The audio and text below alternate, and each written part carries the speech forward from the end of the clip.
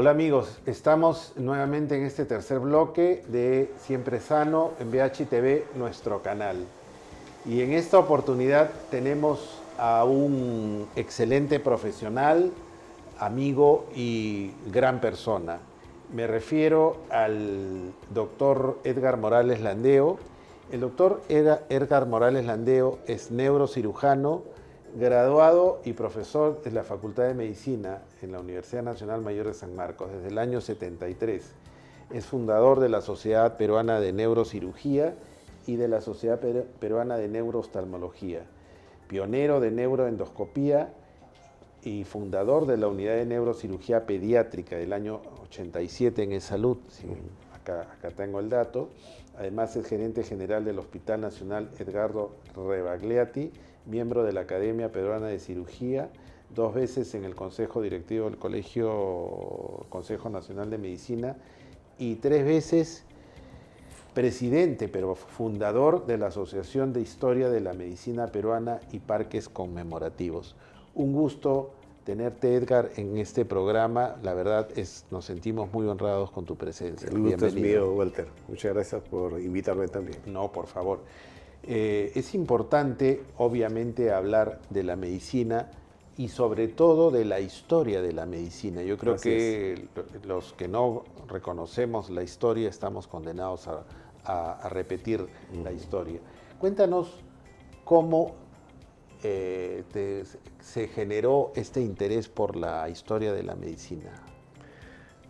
Desde siempre, y cómo se fundó, además, ¿no? Sí, desde siempre hemos estado entusiasmados con la cirugía craneal y con la búsqueda de información de cómo se hizo la cirugía en Paracas.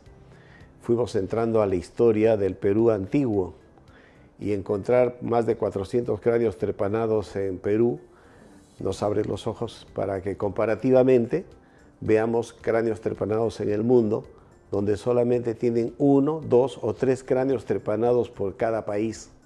Hay más o menos 32 países que han trepanado cráneos, pero no tienen los 400 y pico que tenemos nosotros.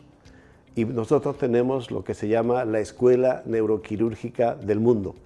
Y eso significa que la medicina en la época prehispánica era avanzada, o sea, porque para hacer una trepanación hay que tener, además de los instrumentos, la capacidad y el conocimiento para llevarla a cabo, ¿no? Muchas culturas han hecho avances importantes de la cirugía.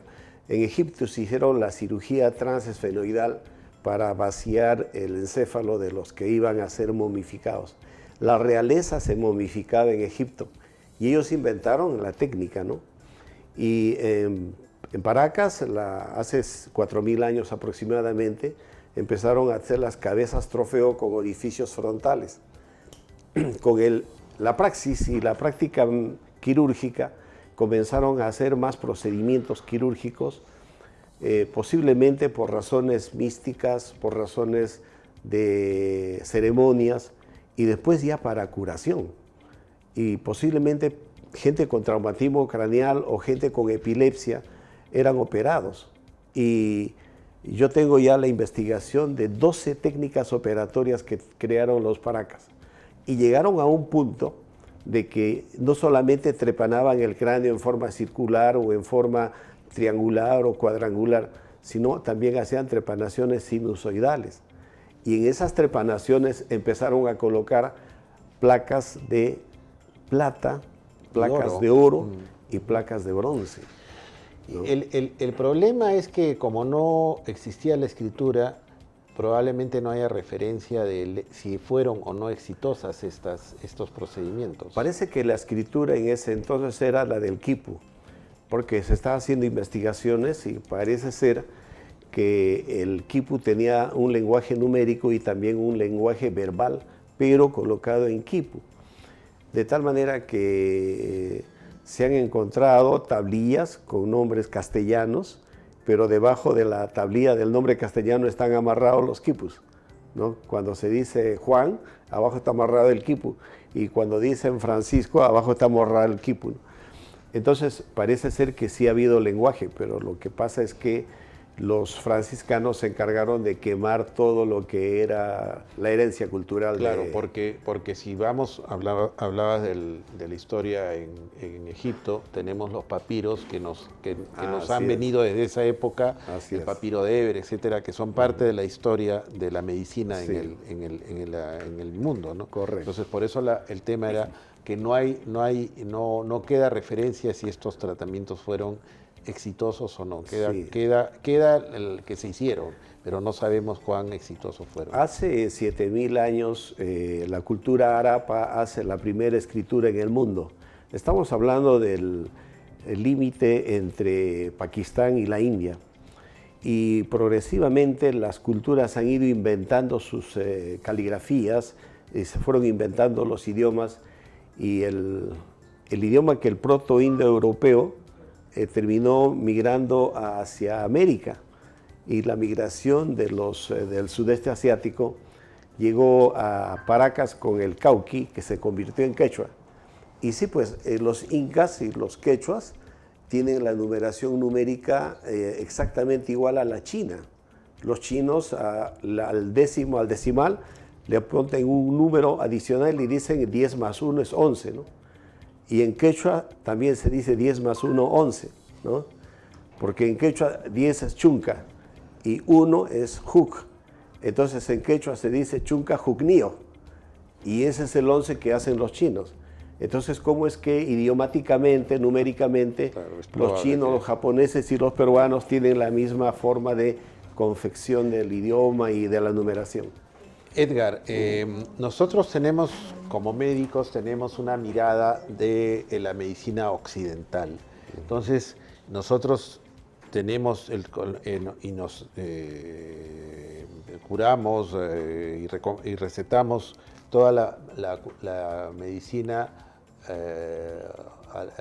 alópata. Entonces, ¿cómo llegó la medicina al Perú en la época obviamente de la conquista? ¿Cómo llegaron? ¿Los médicos vinieron acompañando de manera voluntaria, trajeron médicos porque era parte y necesario para poder hacer el viaje, o vinieron de otra? ¿Cómo fue esa parte de la historia? La experiencia de los primeros chamanes o brujos en las culturas de todo el mundo era descubrir las propiedades de las plantas. Por eso es que en Caral se ha encontrado una vasija con hojas de sauce, las mismas que se encontró en tablilla escrito en Sumeria. Sumeria es 2000 años antes de Cristo, y ahí en la tablilla está escrito de que el sauce es bueno para el dolor. Pero ellos no sabían que del sauce saca la salicina, el ácido acetil salicílico y la aspirina, ¿no? Así es. Pero el conocimiento de las plantas fue muy grande, porque Perú tiene 84 nichos ecológicos y tiene la posibilidad de tener una variedad grande de plantas medicinales que no la tenían los españoles. Y cuando vinieron con Cristóbal Colón para adelante, en el primer viaje vino un médico, Mestas, y en el segundo viaje vino Diego de Álvarez Chanca. Esos médicos, forzados por el rey para venir con Colón, vinieron y después se regresaron. Pero esos médicos solamente poco de plantas silvestres y casi nada de cirugía, porque los cirujanos eran los barberos, los flebotomistas, y los médicos postergaban a los flebotomistas, los tenían minusvalidados, y ellos, los médicos, eran los que salían de Montpellier, que es la la segunda universidad del mundo, que fue creada por el Guggenheim, que era un feudal que necesitaba médicos especialistas en sacar flechas, en sacar dardos, en curación de heridas de guerra. Y los primeros cirujanos de guerra fueron de Montpellier. Después vino a las universidades de Salamanca, la Universidad de Salerno. Claro, la más y primigenia universidad del mundo está en Marruecos, en Fez, ¿no? Así es. Pero allí se hizo la primera diplomatura y la primera entrega de diploma a un médico. Allí en el África, en Marruecos, se hizo la primera entrega de un diploma a un médico.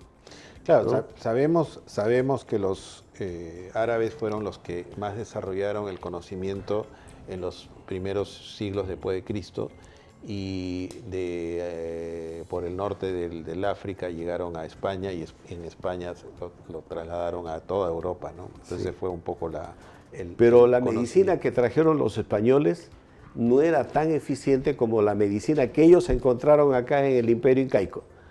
Los incas sabían curar mucho mejor que los españoles, de tal manera que el conocimiento de las plantas era fabuloso, porque los españoles cuando vinieron fundaron la ciudad de Lima en 1535 y a los 2 años fundaron el monasterio y el hospital de Santa Ana. Y allí en el hospital de Santa Ana instalaron la primera botica del Perú. Pero para instalar la primera botica lo que diseñaron es comprar en Sevilla toda una botica, con sus estantes, las balanzas, los frascos, los polvos y todo, y traérselo en barco y ponerlo en el hospital. Claro, ¿no? pero probablemente los tratamientos farmacológicos de allá no eran los mismos que acá. Entonces, absolutamente. Entonces, ¿cómo la farmacia la mantenía? ¿Así qué es lo que hacías? No tenían los productos. Entonces. Y no sirvió para mucho la farmacia que trajeron los españoles. Edgar, vamos a hacer un pequeño corte y seguimos en un siguiente bloque. Creo que es sumamente interesante y histórico conocer todo lo que pasó en la medicina en el Perú. Un comercial y regresamos, amigos de Siempre Sano.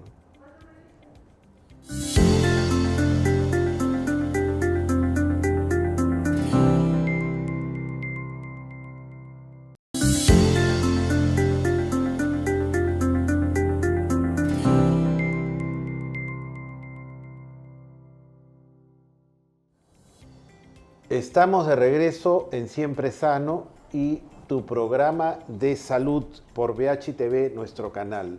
Les saluda el doctor Walter Navarro, cirujano plástico, y en esta oportunidad con un excelente profesional. Él es un gran neurocirujano, pero sobre todo con mucho conocimiento porque es miembro y fundador de la Sociedad de Historia de la Medicina. Y justamente hablando de estos temas, Edgar, ¿cuál es o cómo se dio el sincretismo qué generó ese sincretismo entre la medicina tradicional que había en el Perú prehispánico y la medicina que trajeron los españoles? ¿Cómo se dio? Y que probablemente es lo que ahora estamos manejando en nuestro país, ¿no? Acá hay muchos médicos o mucha gente que trabaja en medicina, le llamaban antes la medicina folclórica, ¿no? En la Lima del año 1538 trajeron a un barbero, José de López, que fue el autorizado oficial del municipio o del cabildo para que hicieran los cortes que eran necesarios hacer como cirujano. Y los médicos hacían las visitas domiciliarias, y cuando se crearon los hospitales era para bien morir. Había hospitales para recluir a los viajeros y dejaran ahí sus alimentos, y los hospitales servían para simplemente hacer que los pacientes rezaran y pudieran irse al cielo lo más santificadamente posible. Pero no había forma de darle más que caldo de gallina, y les daban hiposulfito de sodio, les hacían nebulizaciones de mercurio, les ponían enemas de jabón. Ahí en el hospital, años después vino la pulverización del ácido fénico, pero después no había nada más que hacer. Hasta finales del siglo XIX, cuando Carrión en 1885 se va a morir en la clínica Maison Santé, a él le dan caldo de gallina y le dan una gaseosa de ese entonces, la primera gaseosa que se diseñó en Perú en la empresa Barton, y después le dieron ácido fénico y no había más. Y todavía no habían descubierto los antibióticos. Claro. Y no sabían que había una bacteria de por medio causante de la enfermedad. A pesar de que en 1820 Pasteur ya había investigado y había insinuado la presencia de microorganismos que producen la levadura y los microorganismos que podrían producir enfermedades. Pero y en 1882 ya Roberto Koch había descubierto el bacilo de Koch, ¿no? El Mycobacterium tuberculosum. Pero cuando él descubre el Mycobacterium, nosotros estamos en guerra con Chile y no llega la noticia porque está cerrado el puerto del Callao. Entonces ha habido una suerte de ausencia de información de las enfermedades. Y entonces hacíamos como en la época de la colonia, sacaban los cañones a las calles y bombardeaban las calles para botar el miasma. Claro. ¿No? Entonces, la medicina de entonces, la que se practicaba, sin el antibiótico, era terrible. Ya en el siglo XIX, perdón, en el siglo XX, ya en 1901, cuando Landsteiner descubre el grupo sanguíneo, se descubre el electrocardiograma, se empieza en el año 1905 se inventa o descubren los rayos X, entonces cambia la medicina. La óptica, la creatividad de la gente se modifica y la investigación de microscopía se incrementa. Entonces aparece la investigación de todas las bacterias, aparecen las etiologías de las enfermedades y se inventa el Salvarsan, porque antes la sífilis no tenía tratamiento. Así es. ¿No? Respecto a una pregunta, cuando hablamos de Carrión, que es el patrono, por decirlo así, de la medicina, habla de que él fue el que demostró la presencia de la Bartonella, del germen, en la enfermedad de Carrión. Pero me estás diciendo que en esa época no se sabía todavía de la presencia de virus, bacterias, ni estos, por lo tanto él no lo pudo demostrar. En 1909 recién se descubre la bacteria que da la enfermedad de Carrión, ¿no? La Bartonella bacilliformes. Leonardo Barton descubre en el Callao la bacteria, pero antes de eso no se sabía del conocimiento de bacteria, de tal manera que la sífilis, que es producida por un plasmodium, no se trataba más que con ungüentos, fumigaciones mercuriales y leña de zarzapayán, ¿no? Entonces, es porque no conocían la etiología, ¿no?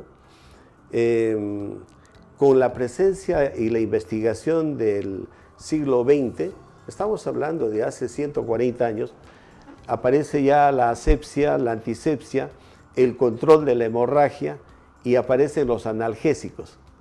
Morton descubre el éter, ya se puede operar, ya no es lo que hacía Guillemin. Guillemin, un francés, 20 años atrás, de 1880, cortaba una pierna en 5 minutos, hacía las amputaciones y era el cirujano más valioso de Francia, porque agarraban al paciente, 5 personas, y le cortaban, ¿no? Y era que no había anestesia, sin anestesia, no sí. había antibiótico, no había clips, no había clamp, no había ligadura, ¿no? Entonces, ¿Y cuánto tiempo, hay referencias de cuánto tiempo demoraba en llegar al virreinato, en la época del virreinato, o al Perú ya cuando estaba independiente, de muchos de estos avances que había en el primer mundo? ¿Era rápido? Oye, demoraba, me imagino que demoraba de mucho. Era difícil porque la comunicación era con los barcos, no había otra comunicación. Y los barcos atravesaban supuestamente el canal de Panamá, pero en esa época todavía no había canal. Tenían que remontar a pie el canal o venir por el Atlántico, pasar por el estrecho de Magallanes y llegar al Perú. Entonces los viajes duraban 2, 3 meses fácilmente, ¿no? Para que llegara la información. Pero los inventos que se produjeron en el siglo XX modificaron totalmente la actitud médica, la ética médica, aparece la autonomía, el consentimiento informado y los cirujanos se empoderan porque ya tienen en sus manos el control de la hemorragia, aparecen las famosas pinzas.